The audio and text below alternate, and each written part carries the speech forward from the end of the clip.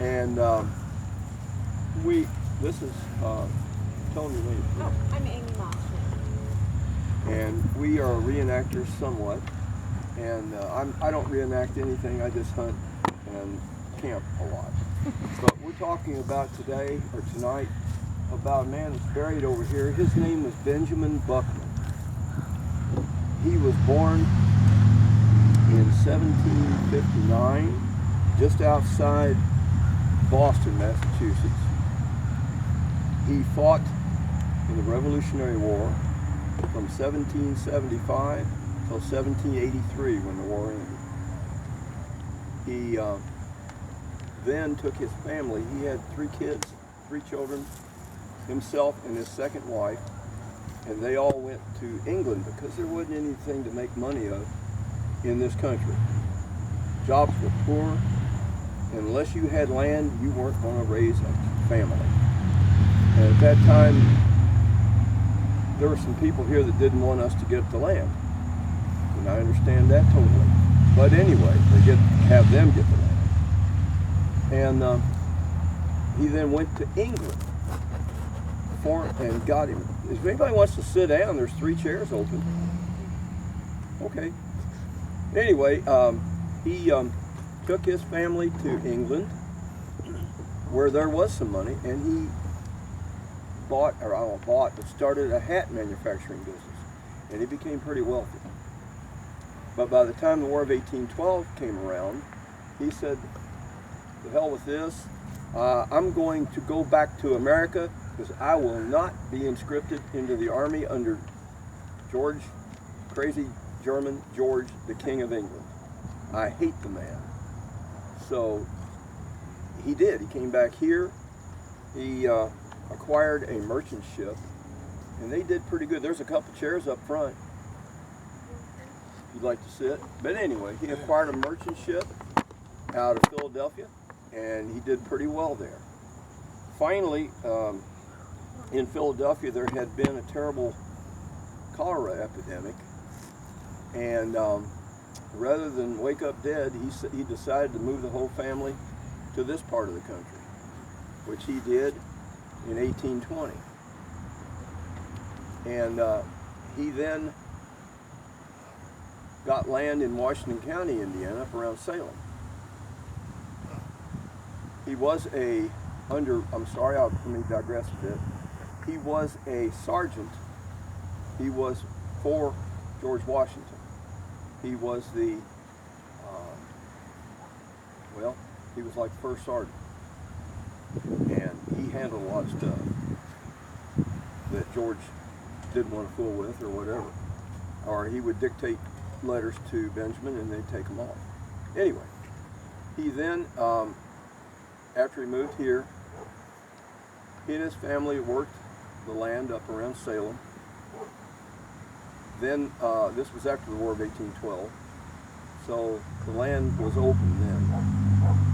He then had to come down here and petition the state of Indiana and the federal government to draw his stipend from the federal government, which he did. At that time, New Albany didn't have a courthouse. So the judge at that time held it all at his house. And the lawyer that was with him and the court stenographer was him. Now, he finally did get his money from the federal government. And but he would come every winter in January and re-sign up so he could draw his money. All the way, at that time, all the way from Salem. I mean, it's only, 45 miles, 50 miles, but on horseback, that's a chore. Or wagon either. So you couldn't just jump in the car and take off. He passed away in 1842, not necessarily from old age, although he was 83. And but he passed away while cutting a tree down, and he nicked himself or buried his axe in his foot. It got septic, and that killed him. He was then buried by the good people in Washington County up there. Well, his granddaughter, or his daughter, his second wife is buried right over here. Now this is his grave where that red lamp is. That is Benjamin's grave, and he's supposedly buried next to his wife. But his daughter said, nope, he's going to be down there with Mom. So she had him exhumed and brought down here and didn't tell anybody. So there he lived. Down here. Not lived, but he died and buried down here again. And they thought in Washington County for a long, long time he was still there. And it was kind of a shock when they figured out he wasn't. Well, he's buried right there.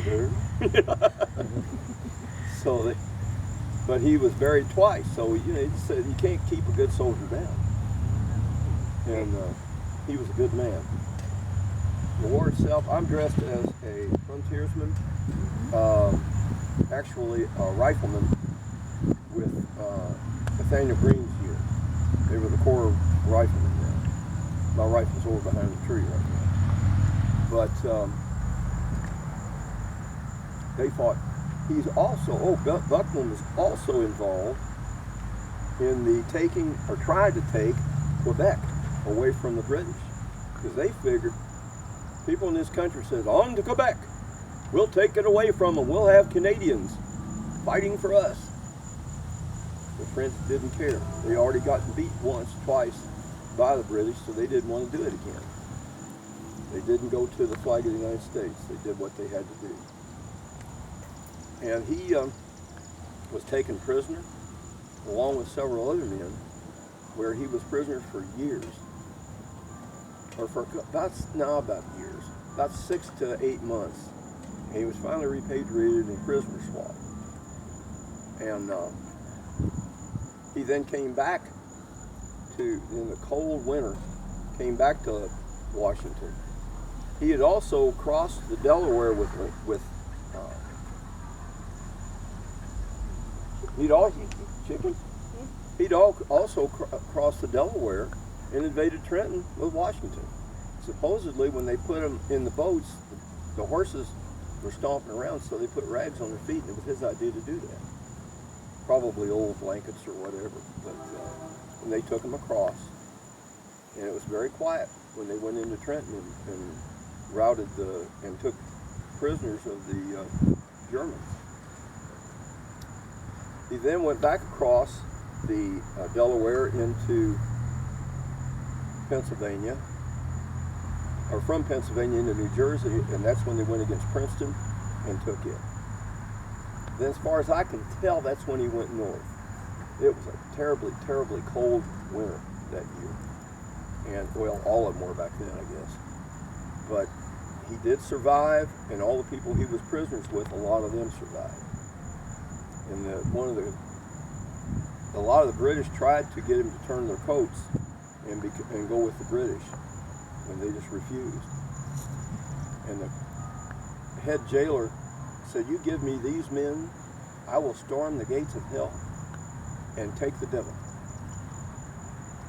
And he was a good man. And he said, no, because at that time when Montgomery was killed before Quebec, a guy named Benedict Arnold took over as general. He wasn't much of a general at that time, or any other time, as far as I'm concerned. But anyway, he got repatriated quickly, being a general. But being a sergeant, I think it took a little bit longer. Any questions? None at all? Well, good, I guess. Great job. Thank you.